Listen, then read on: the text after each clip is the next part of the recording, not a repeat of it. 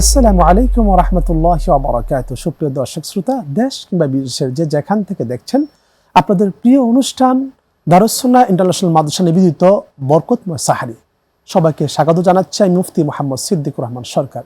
আশা করি সকলে ভালো আছেন, সুস্থ আছেন, এই কামনা শুরু করছি আপনাদের প্রিয় অনুষ্ঠান বরকতময় সাহারি। দর্শক, আজ আমরা কথা বলবো রোজার ইতিহাস ও মাহাত্ম্য নিয়ে। আলোচনা শোনার পূর্বে চলুন আমরা পবিত্র কালামে পাকের তিলাওয়াত শুনে আসি। أعوذ بالله من الشيطان الرجيم. بسم الله الرحمن الرحيم. والنجم إذا هوى ما ضل صاحبكم وما غوى وما ينطق عن الهوى إن هو إلا وحي يوحى علمه شديد القوى ذو مرة فاستوى وهو بالأفق الأعلى ثم دنا فتدلى فكان قاب قوسين أو أدنى فأوحى إلى عبده ما أوحى. আলহামদুলিল্লাহ, আমরা পবিত্র কালামে পাকের তিলাওয়াত শুনে আসলাম। আসলে শুনতেই ভালো লাগছিল, আর শুনতে মন চাচ্ছিল। আমরা আমাদের মূল আলোচনায় ফিরছি। আজকে আলোচনা করব আমরা মূলত রোজার ইতিহাস ও মাহাত্ম্য নিয়ে। আমরা শুরুতে যাচ্ছি, এই বিষয়ে যারা আলোচনা করবেন চলুন তাদের সাথে আমরা পরিচয় করিয়ে দিই। আমার ডান পাশে আছেন আপনাদের সকলের পরিচিত মুখ, জুন্নুরা ইন্টারন্যাশনাল মাদ্রাসার সম্মানিত পরিচালক হাফেজ হযরত মাওলানা মুফতি মোহাম্মদ জাহিদুর রহমান। আসসালামু আলাইকুম ওয়া রাহমাতুল্লাহি ওয়া বারাকাতুহু। আমাদের সাথে আরো আছেন আপনাদের সকলের পরিচিত মুখ, জগন্নাথ বিশ্ববিদ্যালয়ের সম্মানিত সহযোগী অধ্যাপক ডক্টর মোহাম্মদ রাজাল হোসেন স্যার। আসসালামু আলাইকুম ওয়া রাহমাতুল্লাহি ওয়া বারাকাতুহু। ওয়া আলাইকুম সালাম ওয়া রাহমাতুল্লাহি ওয়া বারাকাতুহু। আপনাদের দুজনকে স্বাগত আমাদের স্টুডিওতে। জি, ধন্যবাদ। দর্শক, আমরা আমাদের অতিথিদের সাথে পরিচিত হয়ে নিলাম। আমরা আলোচনা করব আজকে রোজার ইতিহাস ও মাহাত্ম্য নিয়ে। আমরা প্রথমে আলোচনা শুনবো আমাদের সম্মানিত স্যারের কাছ থেকে। স্যার, এই মাহে রমজান মাসের অন্যতম গুরুত্বপূর্ণ একটি ইবাদা হলো এবং ইসলামের একটি স্তম্ভ হলো রোজা। এই রোজার ইতিহাস সম্পর্কে আপনার কাছ থেকে আমরা জানতে চাই। আলহামদুলিল্লাহ, ওয়াসসালাতু ওয়াসসালামু আলা রাসূলিল্লাহ ওয়া বা'দ। ধন্যবাদ আপনাকে। দেখুন, রোজার মাহাত্ম্যই কিন্তু রোজার একটা ইতিহাস আছে, একটা ধারাবাহিকতা আছে। জি। অর্থাৎ আমাদের উপরে যে রোজা আরোপিত হয়েছে, এটা ফরজ হয়েছে এমনটি নয়। জি। আল্লাহ রাব্বুল আলামিন কে সূরা আল বাকারার যে আয়াতটি দিয়ে ফরজ করেছেন, সেই আয়াতের মধ্যে কিন্তু ইঙ্গিত দিয়েছেন, ইয়া আইয়ুহাল্লাযীনা আমানু কুতিবা আলাইকুমুস সিয়াম কামা কুতিবা আলাল্লাযীনা মিন ক্বাবলিকুম। এই যে আল্লাহ রাব্বুল আলামিন বললেন যে তোমাদের উপরে যে রোজা ফরজ করা হয়েছে, যেমনটি ফরজ করা হয়েছে তোমাদের পূর্ববর্তী গণেদের উপরও। এই যে মিন ক্বাবলিকুম দ্বারা কি বোঝানো হয়, আল্লামা আলুসি রাহিমাহুল্লাহ বলেছেন যে হযরত আদম আলাইহিস সালাম থেকে ঈসা আলাইহিস সালাম পর্যন্ত প্রত্যেক আম্বিয়া আলাইহিমুস সালামের উপর রোজা ফরজ ছিল। আল্লাহু আকবার। এটাকেই মিন ক্বাবলিকুম দ্বারা বোঝানো হয়েছে। এরপরে আল্লামা বাগাবী রাহিমাহুল্লাহ বলেছেন, হ্যাঁ, হযরত আদম থেকে হযরত ঈসা আলাইহিস সালাম পর্যন্ত সকলের উপর মানে রোজা ফরজ ছিল, তবে তাদের মধ্যে ভিন্নতা ছিল, রোজা পালনের পরিপালনের পদ্ধতি ভিন্ন ছিল। তিনি এতটুকু বাড়িয়ে সময়ের ক্ষেত্রে, মাসের এবং ক্ষেত্রে। আল্লামা আন্দালুসি বলেছেন যে হ্যাঁ, হযরত আদম থেকে নবী মুহাম্মদ সাল্লাল্লাহু আলাইহি ওয়াসাল্লাম পর্যন্ত রোজার বিধান প্রবর্তিত ছিল, তবে শুরু হয়েছিল, ও তিনি আলী রাদিয়াল্লাহু তাআলা আনহুর একটি বক্তব্য কোট করেছেন, ও আউয়ালুহুম আদম, শুরুটা হয়েছিল আদম থেকে, এতটুকু তিনি বলেছেন। তো সুতরাং আমরা এখানে বুঝতে পারলাম যে প্রত্যেক আম্বিয়া আলাইহিস সালামের উপরেই রোজা ফরজ ছিল। সেটা ধরনটা কিরকম, কিভাবে ছিল, সেটা যদি একটু একটু করে আমরা বলি। হযরত আদম আলাইহিস সালামের উপর আইয়ামে বীজ, যেটা 13, 14, 15, এই তিনটি রোজা তার উপর ফরজ ছিল, এবং এটার ধারাবাহিকতার সিলসিলা নবী মুহাম্মদ সাল্লাল্লাহু আলাইহি ওয়াসাল্লাম পর্যন্ত এসেছিলেন। দেখুন, এই যে রোজাটা ফরজ আমাদের উপরে, যেটা হলো, এটা তো 30টি রোজা রমাদানের, তার আগেও কিন্তু রোজা আমাদের উপরে বিধান হিসেবে ছিল। সেটা হচ্ছে আইয়ামে বীজ 3টি রোজা, এবং পাশাপাশি আশুরার যেটা 10ই মুহররম, সেই রোজাটা, সেটার ব্যাপারেও আমর ইবনে আস রাদিয়াল্লাহু আনহু একটা হাদিস আছে, তো সেটিকে আমরা পরে যাচ্ছি। তো আমরা ধারাবাহিকভাবে যদি বলি, সেটা হলো এরকম, আদম আলাইহিস সালাম এই তিনটি তিনি পালন করতেন। হযরত নূহ আলাইহিস সালাম তিনি বছরের 2 ঈদের যে সময়টুক, মানে ঈদুল ফিতর, ঈদুল আজহার, এই সময় বাইরে বাকি পুরো বছর তিনি রোজা রাখতেন। এবং শুধু তাই নয়, আরো একটি বর্ণনা এরকম পাওয়া যায় যে তিনি যখন মহাপ্লাবনের পর যখন যেই পাহাড়ে জুদি পাহাড়ে যে আশ্রয় নিলেন সেই সময় তিনি রোজা রাখতেন, এমনও বর্ণনা পাওয়া যে যায়। জুদি পাহাড়ে আপনি বলছিলেন তিনি তখন রোজা রাখতেন, আপনার কাছে আলোচনা শুনবো আমরা ইনশাআল্লাহ। ফাদিল শেখ, আপনি বলবেন যে এই যে মাহে রমজানের যে মাহাত্ম্য কি রয়েছে, গুরুত্ব বা ফজিলত কি রয়েছে? আলহামদুলিল্লাহ, ধন্যবাদ সম্মানিত উপস্থাপক এবং বাংলা টিভি কর্তৃক আয়োজিত এই বরকতময় সাহরি অনুষ্ঠানকে। আসলে রমাদান মাস এটা আল্লাহ রাব্বুল আলামিন উম্মতে মুহাম্মাদের জন্য একটি স্পেশাল হিসেবে পাঠিয়েছেন, মাহাত্ম্য হিসাবে। তো রমাদান সম্পর্কে তো বিজ্ঞ আলোচক মাত্র বলতেছিলেনই যে আল্লাহ রাব্বুল আলামিন বলেছেন মিন ক্বাবলিকুম, এই শব্দ দ্বারা বুঝিয়েছেন যে এই রোজাটা শুধু আমাদের উপরেই ফরজ নয়, বরং আদম আলাইহিস সালাম থেকে শুরু করে যুগে যুগে প্রত্যেক নবী এবং রাসূলদের উপরেও রোজা ফরজ ছিল, তবে তাদের ধারাবাহিকতা ভিন্ন ছিল। কিন্তু আমাদের রমজান সম্পর্কে বলতে গিয়ে আমার একটি হাদিসে মুবারাকা বলতেই হয়। আল্লাহ রসুল সরকারে দো আলম তিনি কিন্তু স্পষ্ট ভাষায় বলেছেন যে ইদা রাআইতুমুল হিলাল, যখন তোমাদের কাছে রমজানের চাঁদ উদিত হয় তখন তোমরা ফাসুমু, রোজাকে শুরু করে দাও, ওয়া ইদা রাআইতুমুহু ফাফতারু, এবং রোজা দেখে তোমরা চাঁদ দেখে তোমরা রোজাকে বন্ধ করো। তার মানে বোঝা গেল যে রমজানের চাঁদ যখন উদয় হয়ে যাবে তখন আমাদের সারা 11 মাস যেই নিয়মে আমরা চলেছি বা আমাদের আমল যেভাবে করেছি, রমজান মাস আসলে আমাদের আমলকে গুছিয়ে নিতে হবে, আমাদের আমলগুলো ধারাবাহিকভাবে করতে হবে। এবং আল্লাহ রসুল সরকারে দো আলম তিনি বলেছেন রোজার মহত্ব বলতে গিয়ে যে ইদা দাখলা শাহরু রমাদান, যখন তোমাদের কাছে রমজান মাস আগত হয়ে যায়, আল্লাহ রাব্বুল আলামিন রমজান মাসে কেমন মাহাত্ম্য দান করেছেন যে ফাফতাহু লাহু আবওয়াবুল জান্নাহ, আল্লাহ সুবহানাহু ওয়া তাআলা জান্নাতের 8টি দরজাকে খুলে দেয়, সুবহানাল্লাহ।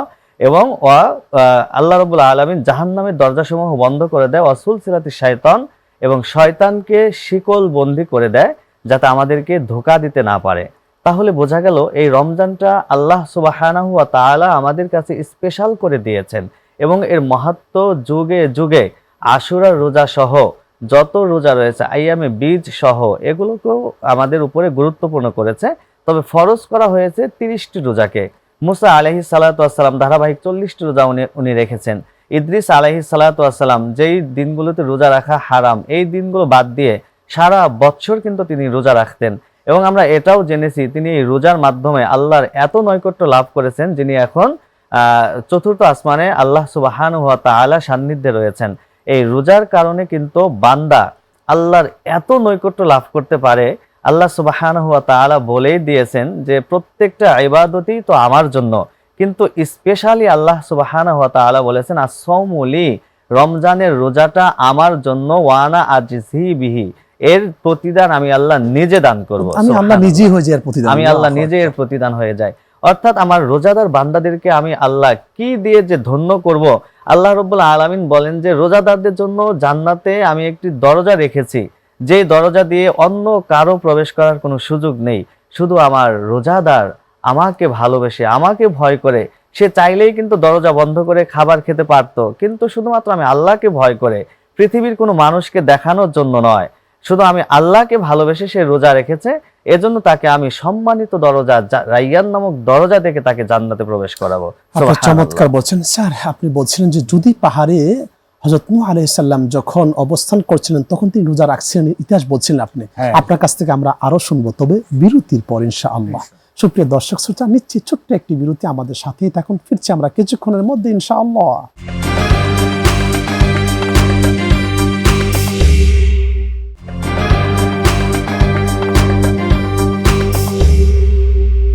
আলহামদুলিল্লাহ, সুপ্রিয় দর্শক শ্রোতা, বিরতির পর ফিরে আসলাম। আপনারা দেখছেন আপনাদের প্রিয় অনুষ্ঠান দারুস সুন্নাহ ইন্টারন্যাশনাল মাদ্রাসা নিবেদিত বরকতময় সাহারি। দর্শক, আমরা আলোচনা শুনছিলাম রোজার ইতিহাস ও মাহাত্ম্য নিয়ে। স্যার, আপনি যেখান থেকে বলছিলেন যে জুদি পাহাড়ে হযরত নূহ আলাইহিস সালাম, সেখানে তিনি রোজা রেখেছিলেন। খুব মজার এর যে ধারাবাহিকতাটা, সেটা হচ্ছে তারপর যেটা হলো হযরত দাউদ আলাইহিস সালামের কাছে যদি আমরা আসি, তিনিও কিন্তু রোজা রাখতেন এবং তিনি পুরো বছর ব্যাপী প্রায় রোজা রাখতেন, এমন বলা হয়। এবং সেক্ষেত্রে রোজার ধরনটা একটু ভিন্ন। তিনি একদিন রোজা রাখতেন, একদিন রোজা ছাড়তেন, একদিন রোজা রাখতেন। এটাকে সওমে দাউদি বলা হয়। হযরত আমর ইবনে আস রাদিয়াল্লাহু তাআলা আনহু একবার রাসূল সাল্লাল্লাহু আলাইহি ওয়াসাল্লামের কাছে যে বললেন, এবং তিনি জেনেছিলেন রাসূলুল্লাহ যে আমর ইবনে আস তিনি বছর ব্যাপী রোজা রাখেন। রাসূলুল্লাহ তাকে বললেন, হ্যাঁ আমর, তুমি শুনলাম সারা বছরই তুমি রোজা রাখছো, তো এটা প্রয়োজন নেই, বরং তুমি আইয়ামে বিদ যেটা 3টি যদি রোজা রাখা হয় পুরো বছরের সওয়াব হয়ে যাবে। যদি আমি একটু সংযোগ করি, আপনি কিছু জানা আছে যে দেখুন বছরে কিন্তু 5 দিন রোজা রাখা হারাম। 5 দিন, এছাড়া বাকি সময় 2 ঈদের 2 দিন আর যেটা কুরবানি ঈদের পরে যে 3 দিন, জি এই 5 দিন রোজা রাখা হারাম। এর বাকি যে বাইরে কোনো দিন রোজা রাখা যায়। জি জি এর তবে বাইরে বিশেষ করে আইয়ামে বিশেষ রোজা যেটা আছে প্রত্যেক মাসের, যে আপনার 3 দিন 13, 14, 15 আরবি মাসের, এবং সোমবার বৃহস্পতির রোজা, এগুলো গুরুত্বপূর্ণ, খুব বেশি গুরুত্বপূর্ণ। এবং সেটাই রাসূলুল্লাহ আমর ইবনে আসকে বলতেছিলেন যে তুমি এই রোজাগুলো যদি রেখে দাও তাহলে বছরের রোজা সওয়াব তুমি পেয়ে যাবে। আমরা একরাম কিন্তু এটা মানতেন, মানে একদিন গ্যাপ দিয়ে গিয়ে রোজা রাখতেন। তখন আমর ইবনে আব দেখেন খুব ইন্টারেস্টিং ঘটনা, তো বলতেছে যে ইয়া রাসূলুল্লাহ আমি তো কেন, আমি তো পারি, আমার শারীরিক সেই সক্ষমতা আছে। তো রাসূলুল্লাহ বললেন যে না, এটা শারীরিকভাবে মানুষ দেখুন ইসলাম কত তাইসিরের ধর্ম। রাসূলুল্লাহ বললেন যে না, তুমি এগুলো রাখলেই হবে। তখন রাসূলুল্লাহ সে আবার বলে যে ইয়া রাসূলুল্লাহ আমার আরো কিছু করার ক্ষমতা আছে। আল্লাহু আকবার।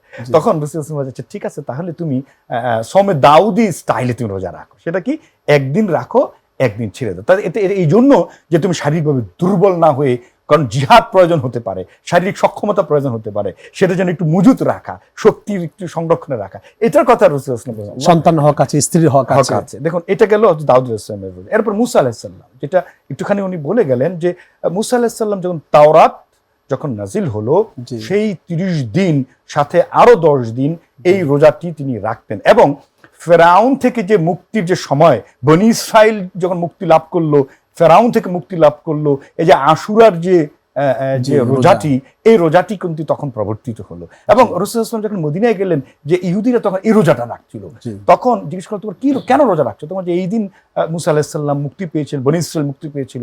তো রাসূলুল্লাহ বলেছেন যে মুসা তো আমি আনা আহাক্কু বিমুসা, আমি তো মুসা বেশি অগ্রগণ্য, মানে অনুসরণের দিক থেকে। আল্লাহু আকবার। তো সুতরাং আমরাও সেটা রোজা রাখবো, সেটাও রাসূলুল্লাহ। তার মানে এখান থেকে কিন্তু একটা মাসালা দেখা যায়, যদি কোরআন সুন্নাহ বিরোধী কোনো কাজ না হয় সেটা আমল করা যাবে। জি জি অবশ্যই অবশ্যই করা যাবে। তাহলে এখানেও আমরা কিন্তু মুসা আলাইহিস সালামের সেই সেটা আমরা দেখতে পেলাম। এরপর আসুন হযরত ঈসা আলাইহিস সালাম, সর্বশেষ যদি বলি, এর আগে ইব্রাহিম আলাইহিস সালাম কিন্তু রোজা রাখতেন। এখানে একটু বলে রাখা দরকার, তিনি আইয়ামে বিদ যে 3টি রোজা সেটা তিনি অনুসরণ করতেন। তো এরপর যদি ঈসা আলাইহিস সালামের যে ব্যাপারটি যদি আসি, তার কাছে কিন্তু এখানে মুফাসসিরিন প্রায় অনেকেই বলেছেন, একমত হয়েছেন যে তাদের উপরে কিন্তু রমাদানে 30টি রোজা ফরজ ছিল। এখন আসুন, এখানে একটা মজার সুন্দর একটি ঘটনা আছে, সেটা হলো যে তারা এই রমাদানের রোজাটা যখন রাখা শুরু করলো, তখন খুব প্রচন্ড শীত, এই শীতের মধ্যে তার কষ্ট হচ্ছিল। পরের বছর যখন তারা এই 30টি রোজা রাখলো, তখন আবার গ্রীষ্ম, গরম, তাদের জন্য কষ্ট হচ্ছিল। তখনকার ওলামা যারা ছিল, ফোকাহারা, বসে তারা মিটিং করলো। তা বললো যে আমাদের বেশি শীত বেশি গরমে যেহেতু অসুবিধা হচ্ছে, আমরা মাঝামাঝি একটা মৌসুমি সুন্দর আবহাওয়াতে রোজাটা রাখবো, এইটার কাফারা হিসাবে অতিরিক্ত আরো 10টি রোজা রাখবো। তখন তারা পরের বছর থেকে যেটা করলো, যে এমন একটু সুবিধাজনক আবহাওয়াতে রোজা রাখলো, অতিরিক্ত কাফারা হিসেবে নিজের মতো করে 10টা রাখা শুরু করলো। এর মাঝে আরেকটি ঘটনা ঘটলো, তৎকালীন যে বাদশাহ, তিনি একটি মুখের প্রচন্ড অসুখে পড়লেন এবং তিনি ঘোষণা করলেন যে আমি যদি আল্লাহ তাআলা আমাকে শিফা, সুস্থ দেয়, তাহলে এইটার উপলক্ষে 10টি রোজা রাখা হবে। তিনি সুস্থ হয়ে গেলেন এই নিয়তটি করার পর। কিন্তু কিছুদিন পরেই তিনি মারা গেলেন। মারা যাওয়ার পর পরবর্তী তার উত্তরাধিকারী, তার বংশের যে বাদশা হলো, সেই ঘোষণাটি তিনি বলবৎ রাখলেন এবং তিনি বললেন, যেহেতু আগের বাদশা তিনি দুরারোগ্য রোগ থেকে আরোগ্য পেয়েছেন, 10টি মানত করার রোজা, এই 40টির সাথে আরো 10টি রোজা যুক্ত হয়ে এই টোটাল 50টি রোজা, রমাদানে 30টি সহ তার রোজা রাখতেন। এভাবে করে কিন্তু তারা রোজা রেখে আসছেন। চূড়ান্ত ভাবে আল্লাহ রাসূল সাল্লাল্লাহু আলাইহি ওয়াসাল্লামের কাছেই কিন্তু এই রোজাটি আমাদের কাছে চমৎকার বলছেন। হ্যাঁ মোহতারাম, আপনি যদি বলেন যে এই যে মাহে রমজান মাস আমরা পেয়েছি, এই মাহে রমজান মাসে আমাদের কি করণীয় আসলে? ধন্যবাদ। আসলে রমাদান মাস তো আমলের মাস। আল্লাহ রাসূল সরকারে দো আলম তিনি শুধু রমজান মাস নয়, আমরা বিভিন্ন হাদিসে মোবারকা থেকে দেখতে পাই যে রজব মাসে চাঁদ উদিত হওয়ার পর থেকেই কিন্তু রাসূল সাল্লাল্লাহু তাআলা আলাইহি ওয়াসাল্লাম তার আমলের মাত্রাকে বহু গুণে বৃদ্ধি করে দিতেন। যদিও তার পূর্বের এবং পিছনের কোনো গুনাহ ছিলেন না। আম্মাজান মা আয়েশা সিদ্দিকা রাদিয়াল্লাহু তাআলা আনহা বলেন যে শাবান মাসে রাসূল সাল্লাল্লাহু তাআলা আলাইহি ওয়াসাল্লাম এত বেশি রোজা রাখতেন, রমজানের পরে শাবান মাসের মতো রোজা অন্য কোনো মাসে রাখতেন না। তাহলে এখান থেকে বোঝা যাচ্ছে যে রমজান মাস আসার আগে থেকে আমাদেরকে ইবাদতের প্রতি গুরুত্ব দিতে হবে। রমজান মাস আমাদের মাঝে এখন আপনি চলছে। তো বলছিলেন যে জান্নাতে যাবে একটা দরজা, সেই দরজার নাম হচ্ছে রাইয়ান দরজা। জি জি জি, রায়্যান নামক দরজা দিয়ে রোজাদার ব্যক্তি জান্নাতে প্রবেশ করবে। এত সম্মান রোজাদারকে কেন দেওয়া হচ্ছে? কারণ রোজাদার ব্যক্তি আল্লাহ সুবহানাহু ওয়া তাআলার যে হুকুম রয়েছে সেগুলো পরিপূর্ণভাবে সে পালন করে।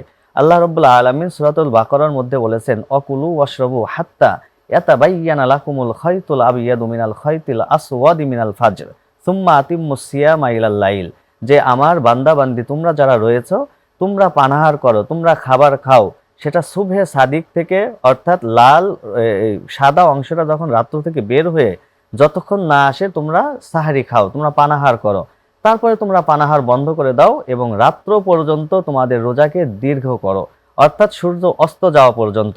ইফতারের সময়ের কথা বলা হয়েছে। আল্লাহ রসুল সরকারের দোয়া আলম কিন্তু হাদিসে মোবারকার মধ্যে কথাটি বলে দেই দর্শকদের উদ্দেশ্যে, যে রোজাদারের জন্য আল্লাহ তাআলা স্পেশাল 2টি খুশি দিয়েছেন।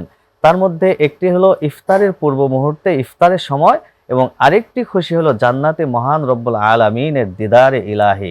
আল্লাহ তাআলা দিদার পেয়ে আল্লাহ রব্বুল আলামিন তার বান্দাদেরকে ধন্য করে দিবেন। সুন্দর বলেছেন, দুজনকে অসংখ্য ধন্যবাদ আমাদেরকে সময় দেওয়ার জন্য। সুপ্রিয় দর্শক শ্রোতা, আসলে মাহে রমজান মাস বরকতের মাস, যে মাসে আল্লাহ তাআলা শয়তানকে শৃঙ্খলাবদ্ধ করে রাখেন। এই বরকতের মাসে যদি আমরা আল্লাহর কাছ থেকে মাফ চাইতে না পারি, রিজিক বৃদ্ধি করতে না পারি, হালাল রিজিকের সন্ধান করতে না পারি, নিজেকে পরিশুদ্ধ করতে না পারি, তাহলে আমাদের মতো কপাল পোড়া সৃষ্টিতে আর কেউ হতে পারে না। আমরা একেবারে চতুষ্প জন্তুর চাইতে আরো নিকৃষ্ট হয়ে যাব। আসুন না এই মাহে রমজান মাসে আমরা তাহাজ্জুদের নামাজ পড়ে এই বরকতের সময় আমরা সাহারি খেয়ে আল্লাহর কাছে 2টি হাত তুলে চোখের পানি ছেড়ে দিয়ে আমরা কান্নাকাটি করি। তারপর ইনশাআল্লাহ আমরা ফজরের নামাজ জামাতে আদায় করে আমরা একটু রেস্ট নিব। এই মাসটিকে যেন আমরা ইবাদতময় করে দিই, আমলময় করে দিই। এই মাসটি আমলের মাস, বারবার আসে না। হয়তো আজকে আছি, আগামী বছর এই মাসটি আমরা পাবো না, হয়তো কাল আমরা থাকতেও পারবো না। এই জন্য প্রতিটা সময়কে, প্রতিটা মুহূর্তকে নিজের জীবনে যদি আমরা শেষ মুহূর্ত মনে করি, তাহলে আমাদের দ্বারা কোনো পাপ কাজ কখনোই সম্ভব নয়। আল্লাহ তাআলা আমাদের সবাইকে এই মাহে রমজান মাসকে আমলময় করে কাটানোর, রাসূল করিম সাল্লাল্লাহু আলাইহি সাল্লামের সুন্নাহ অনুসারে জীবন যাপন করা তৌফিক দান করুন। দর্শক, এই অনুষ্ঠানে একেবারে শেষ পর্যায়ে চলে এসেছি। আজ এখানেই বিদায় নিচ্ছি। দেখা হবে আগামী পর্বে ইনশাআল্লাহ।